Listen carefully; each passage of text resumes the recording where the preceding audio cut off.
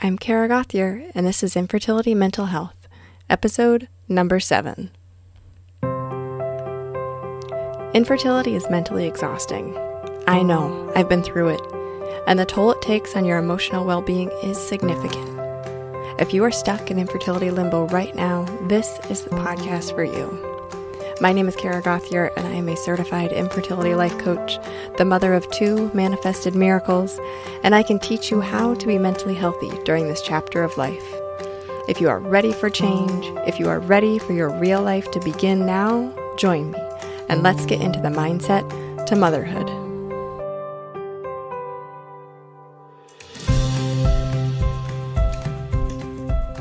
Hello there, aspiring mama, and welcome back to the podcast.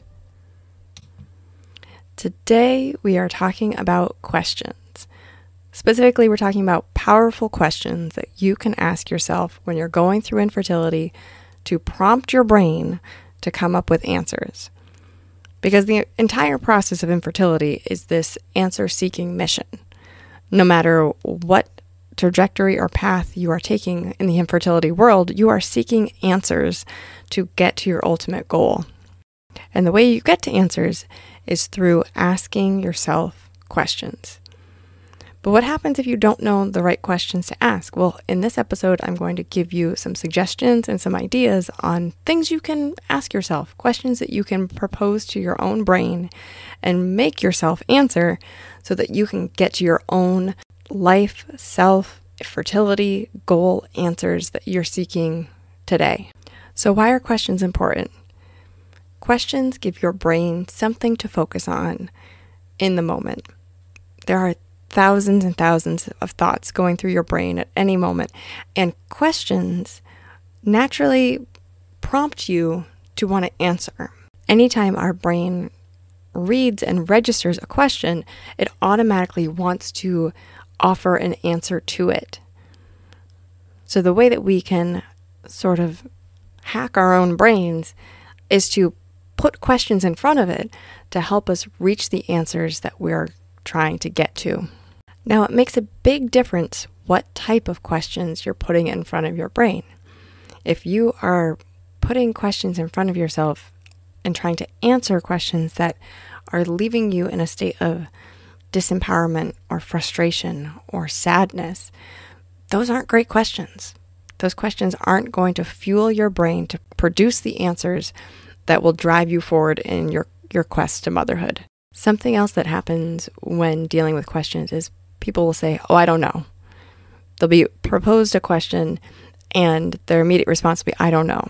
When this happens for my clients, I immediately stop them, because when you say the phrase, "I don't know," you are immediately blocking the answer that is destined to come to you. Saying "I don't know" puts up a wall in your own subconscious where you cannot access that answer for yourself. Instead of saying "I don't know," you can say something different, something that's much more empowering for you to get to that answer. You can say, "I'm learning. I'm figuring it out.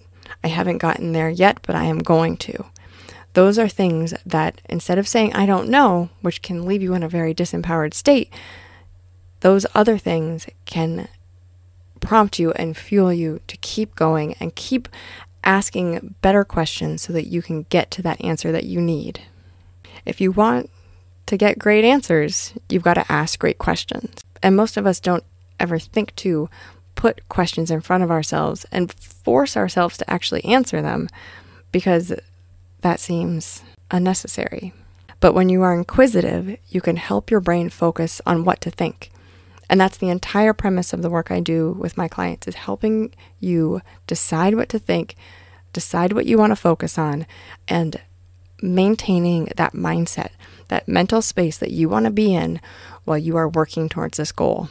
So many times the people that come to me for coaching admit that they don't think that their mindset is in a great place and that it is impeding their ability to get to their goal of motherhood. And I couldn't agree more. When I get into coaching sessions with them and they reveal some of the thoughts that they're thinking on a continuous basis, those thoughts are not at all going to lead you to your goal of motherhood. When I start working with people and they get enrolled in my program, we start doing things called thought downloads. And that's a writing exercise where you write continuously for 5 minutes about everything that's in your brain. It could be prompted by a specific question, or you could just kind of offer up the thoughts that you have, but you just write continuously, unfiltered, for 5 minutes. And then when those 5 minutes are done, you stop and you go back and you read what you wrote. For years, I kept a journal and I would write down things every day, but I would never, ever go back and read it. Once I started coaching myself and doing the practice of reading what I'd actually written down and analyzing the thoughts that I had pulled out of my head, oh my goodness, that was such a game changer for me.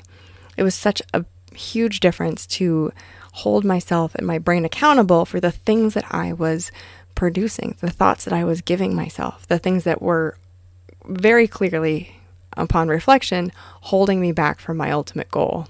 Most of us don't deliberately choose what we're thinking. We just have our thoughts and we go about our days and we think that that is our life.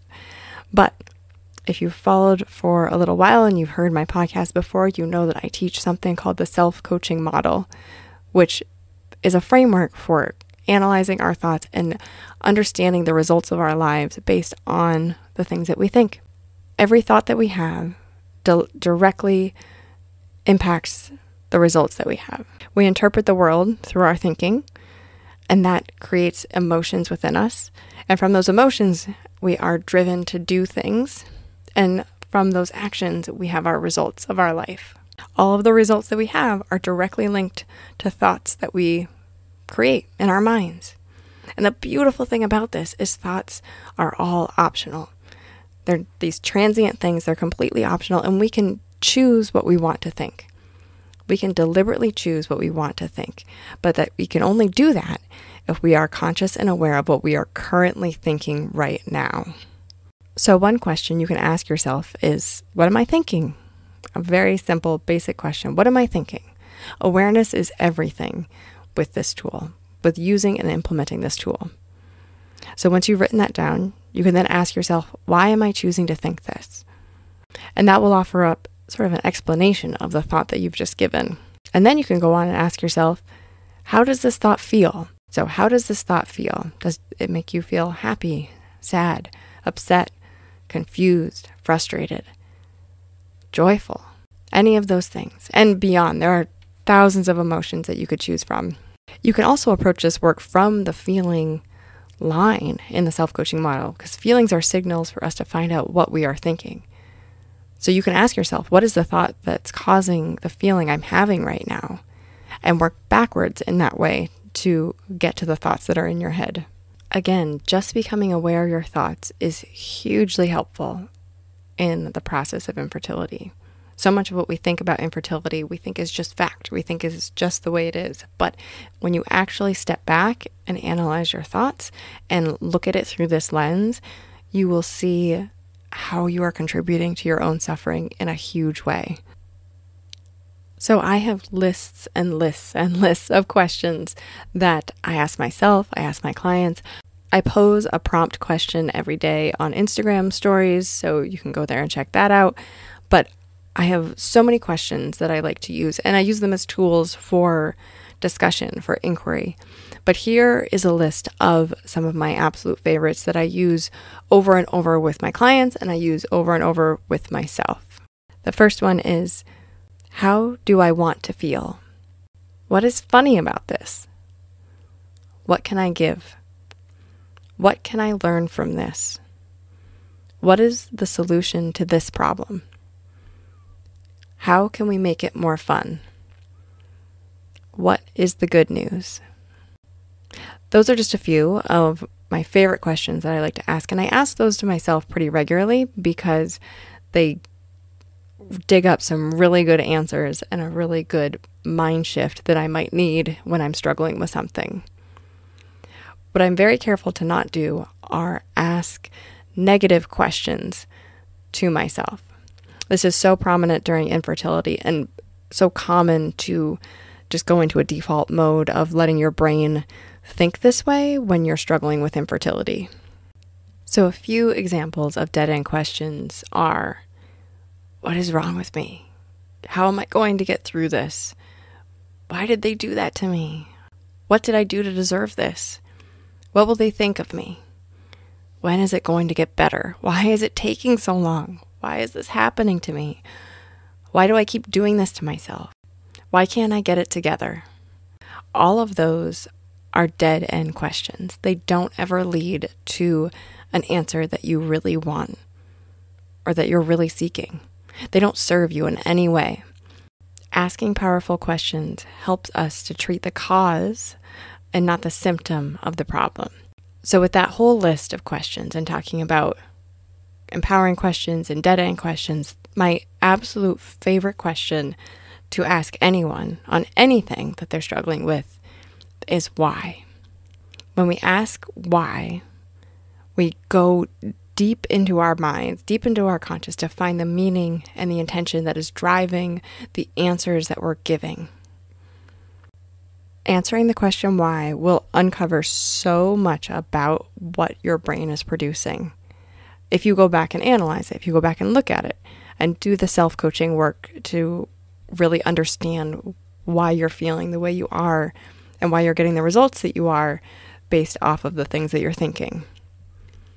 Questions always help us treat the cause of the problem. And when we answer the question why, it serves up awareness for us. It serves up awareness for our thinking. It serves up awareness for our lives. So as I wrap up this podcast, I just want to ask you, what do you want your brain to be working on? What questions do you want to put in front of it? What answers are you trying to seek?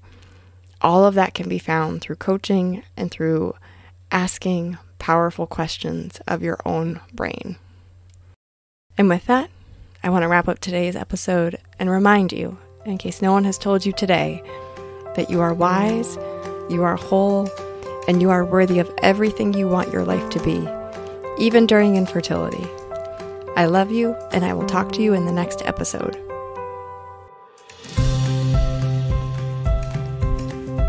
If what I said in this episode resonated with you, I encourage you to download the Infertility Mental Health Checklist, which is a document of 9 life coaching tools that will help you through the struggle. If you want that, go to my website, infertilitylifecoach.com/checklist and sign up.